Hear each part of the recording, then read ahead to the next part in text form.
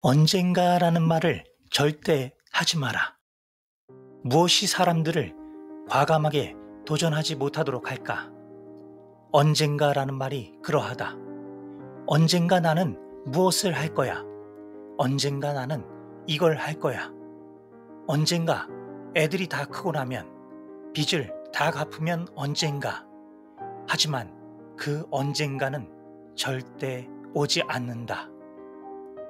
추월차선은 당신이 간단한 변화를 일으키기를 바란다. 언젠가를 바로 오늘로 만들어라. 여러분의 성공을 응원합니다. 오늘의 인사이트가 내일의 자산이 될 것입니다. 이 영상은 여러분의 인생과 부의 패러다임을 완전히 뒤바꿔 놓을 이야기입니다.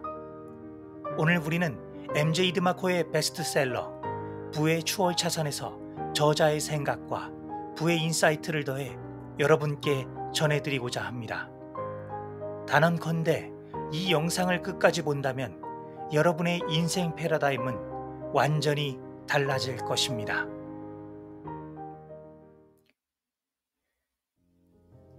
사람들은 완벽한 타이밍을 기대한다. 하지만 완벽한 시간이라는 것은 없다. 언젠가는 바로 오늘이다. 오늘이야말로 당신이 가진 전부다. 당신이 언젠가를 기다린다면 기회는 지나가 버린다. 기회는 타이밍에 관심이 없다. 기회는 당신 주변에 자주 들르므로 당신은 그것을 낚아채야 한다. 위험을 평가한 뒤 행동을 취해라. 기회는 마음대로 왔다가 사라지고 만다. 무엇보다 기회는 변화와 도전의 옷을 입고 나타난다. 기억해라. 변화가 백만장자를 탄생시킨다. 세계의 수많은 성공한 사업가들은 대학 재학 시절에 사업을 시작했다. 마이크로소프트, 델, 페덱스, 페이스북과 같은 회사가 그렇다. 이 회사의 창업자들은 완벽한 타이밍이 아닌 때 찾아온 기회를 잡았고 지적인 모험을 감수하기로 결정한 것이다. 기회는 채워지지 않는 욕구의 모습으로 나타난다. 기회가 당신 집 초인종을 누를 때 응답해라. 그렇지 않으면 기회는 금방 떠나버리고 이내 다른 집 초인종을 누를 것이다. 기회는 누군가 마침내 응답할 거라는 사실을 알고 있기 때문이다. 당신은 왜 안 되는가? 타이밍은 좀처럼 완벽하지 않다. 이제 당신은 착오를 박차고 세상 밖으로 나가야 한다. 도로는 추월차선 여행이 시작되는 곳이다. 추월차선 도로는 부를 향한다. 당신은 추월차선의 지도를 가지고 있고 서행차선이나 인도에 대해서도 잘 알고 있다. 당신은 차를 어떻게 고치는지도 알고 있다. 어떠한 사고방식이 자산인지 어떤 것들이 부채인지도 잘 알고 있다. 이제 모든 필요한 도구를 가지고 차고 밖으로 나가서 부로 향하는 길 위를 주행하라. 평범하다는 것은 현대판 노예라는 뜻이다. 돈으로 행복을 살 수는 없다고 단언하는 사람들은 이미 스스로 부자가 될 수 없을 거라고 단정지은 사람들이다. 이 오래된 격언은 많은 이들의 가난의 불씨가 되었다. 사실 이 주장에는 맹점이 있다. 행복의 진짜 적이 무엇인지 놓치고 있기 때문이다. 바로 노예화다. 즉 자유를 잃을 상태이다. 평범하다는 것은 생존 경쟁에 놓인 현대판 노예라는 것이다. 평범하다는 것은 아침 6시에 일어나서 붐비는 대중교통을 타고 출근한 뒤에 8시간을 일하는 것이다. 평범하다는 것은 월요일부터 금요일까지 일의 노예가 되는 것이다. 월급의 10%를 저축하는 것이고 그 짓을 50년간 반복하는 것이다. 평범하다는 것은 모든 물건을 신용카드로 구매하는 것이며 주식시장에 투자하면 부자가 될 수 있다고 간단하게 믿는 것이다. 그리고 평범하다는 것은 비싼 차와 큰 집이 있으면 행복하다고 믿는 것이다. 우리는 사회가 정해놓은 부의 잘못된 정의를 받아들인 것처럼 평범한 삶에 대한 정의 역시 무비판적으로 받아들이도록 길들여져 왔다. 그러므로 사회가 정의하는 평범한 삶의 의미는 틀렸다. 평범하다는 것은 현대판 노예라는 뜻이다. 부는 잘못 사용하는 사람에게는 결코 행복을 가져다 주지 않는다. 돈으로 자유 대신 구속을 사는 꼴이 되기 때문이다.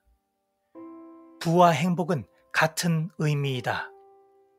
단 부의 의미가 올바르게 정의되었을 때 그렇다. 사회는 부가 물질적인 것이라고 말한다. 바로 이 잘못된 정의 때문에 부와 행복을 잇는 다리가 무너져 버리곤 한다. 부유하지 못하다고 느끼면 아마도 그 느낌에 계속 매달리게 될 것이다. 그리고 부유하다고 느끼게 해줄 만한 물건을 사게 될 것이다. 돈은 올바르게 사용할 때 자유를 가져다 준다. 자유로 선택을 살 수 있다. 오히려 수많은 가난한 사람들이 과로에 시달리는 중상류층 노동자에 비해 더 행복한 삶을 살고 있다는 뜻이다. 왜냐하면 과로에 시달리는 중상류층 사람들은 자유와 관계와 건강을 잃어버렸기 때문이다. 돈은 적어도 자유를 누릴 수 있도록 보장해준다. 그리고 이로 인해 부의 다른 요소인 건강과 관계를 지키기 더 쉬워진다. 돈은 자녀가 성장하는 과정을 지켜볼 자유를 가져다 준다. 돈은 아무리 어리석은 꿈이라도 추구할 자유를 가져다 준다. 돈은 이 세상을 변화시킬 자유를 가져다 준다. 돈은 관계를 쌓고 강화시킬 자유를 가져다 준다. 돈은 금전적인 이득을 따질 필요 없이 하고 싶은 일을 할 자유를 가져다 준다. 인도를 걷는 사람들은 라이프 스타일의 노예가 되기 십상이다. 이들은 치열한 경쟁 속으로 내몰리고 화려한 라이프 스타일과 일 사이에서 줄다리기를 벌인다. 돈을 벌기 위한 일, 라이프 스타일을 유지하기 위한 돈, 그리고 일을 하기 위한 라이프 스타일을 빙빙 돌며 좀처럼 빠져나오지 못한다. 이들의 자유는 라이프 스타일의 노예로 만드는 원인이 어디에 있는지 관계없이 점차 침식당한다. 일을 한다는 것은 수입을 낳는다. 수입이 라이프 스타일과 빚을 낳는다. 라이프 스타일과 빚 때문에 또 다른 일을 해야만 한다. 이런 종류의 노예화는 일반적이다. 우리는 나중 일은 나중에 생각하고 일단 최신의 것, 가장 멋진 것을 욕심내는 데 익숙해져 있다. 이런 태도 때문에 우리는 라이프 스타일이라는 감옥에 갇히게 된다. 그리고 감당할 수 없는 물건을 많이 사들일수록 이 감옥에 갇혀 지내는 시간은 더 길어진다. 사고할 능력이 있다면 사지 말아야 한다는 사실을 깨달을 것이다. 가장 마지막으로 당신이 껌 한 통을 샀던 때를 떠올려 보라. 가격을 보고 조바심을 냈던가? 내가 이걸 사도 될까? 라고 생각했던가? 아마도 아닐 것이다. 당신은 껌을 샀고 그걸로 끝이었다. 껌을 샀다고 해도 당신의 라이프 스타일이나 미래의 계획은 아무런 영향을 받지 않았다. 자동차 대리점을 들어가 수십만 달러짜리 벤틀리라는 차를 고민 없이 사는 부자의 경우도 마찬가지다. 어떤 금액을 감당할 수 있다는 것은 굳이 그 금액을 따져볼 필요가 없는 상황에서 통한다. 감당 여부를 생각해야만 한다는 것은 당신에게 그럴 돈이 없다는 뜻이다. 선택에 따르는 조건과 결과가 고민해봐야 할 만큼 크다는 의미이기 때문이다.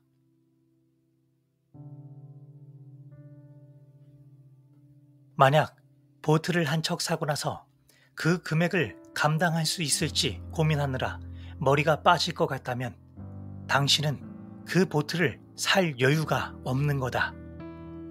물론 자기 위안을 할 수도 있다.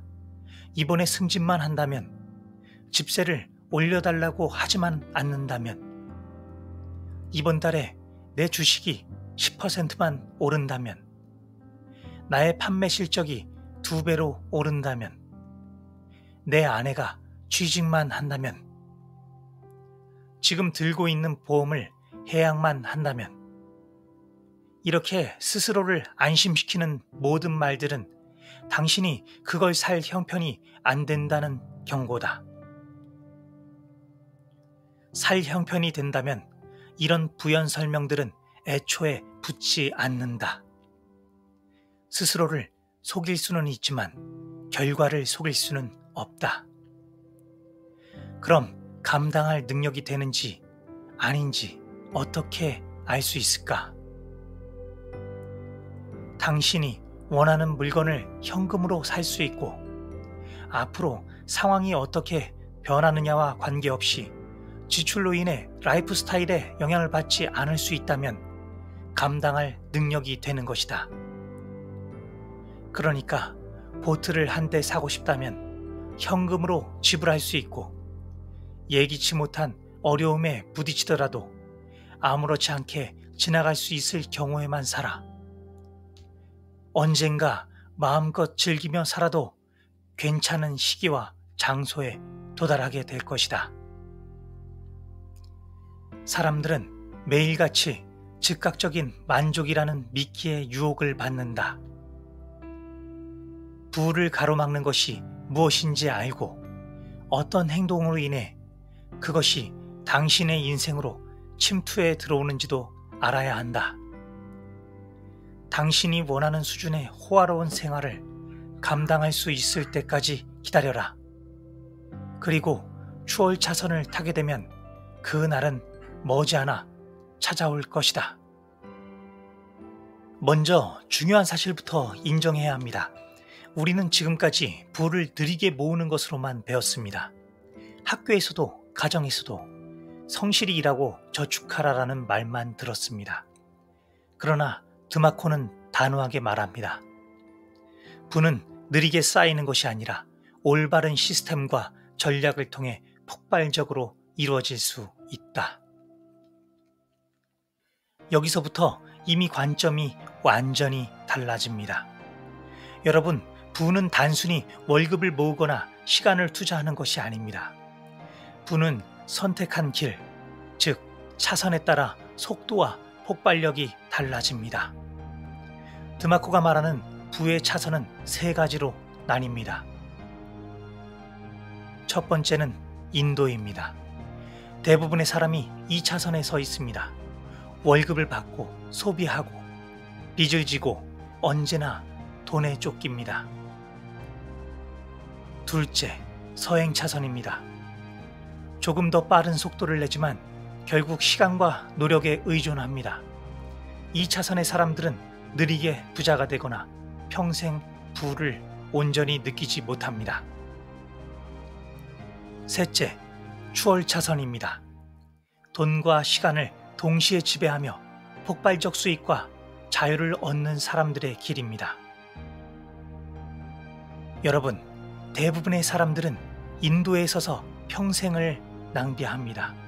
그러나 우리는 추월 차선으로 바꿀 수 있습니다. 단 이 선택은 용기와 전략 없이는 불가능합니다. 부자가 되는 비밀은 단순히 돈을 버는 것이 아니라 시스템과 레버리지를 활용하는 것입니다. 여기서 레버리지는 단순한 금융 레버리지가 아닙니다.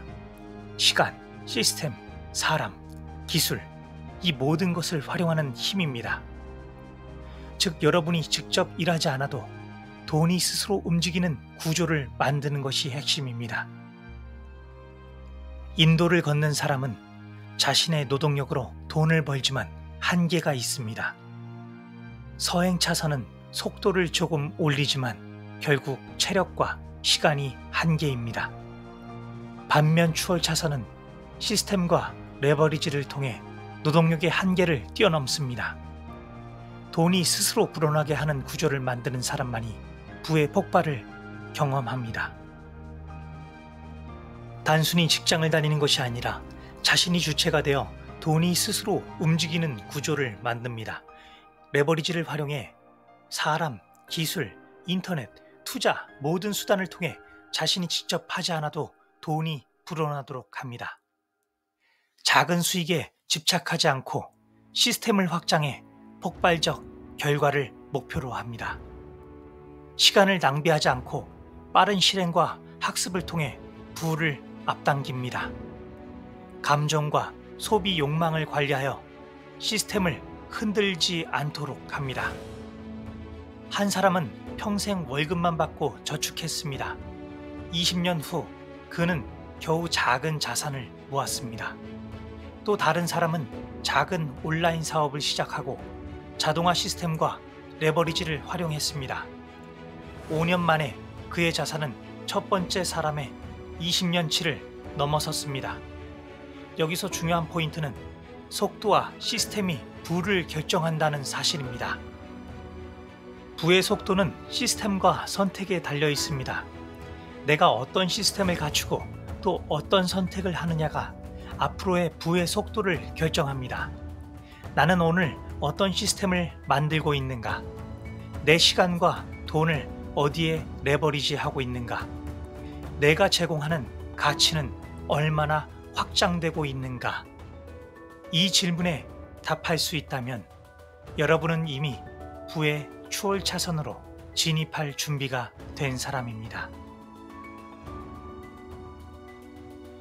오늘 시작한 행동이 내일의 자유와 부를 결정합니다. 여러분의 삶이 부의 궤도로 진입하는 순간 다시는 느린 차선으로 돌아갈 수 없습니다. 여러분은 이미 선택받았습니다. 이제 실천만 남았습니다.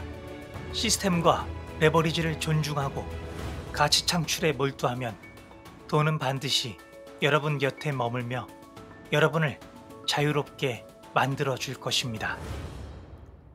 지금까지 부의 인사이트였습니다. 감사합니다.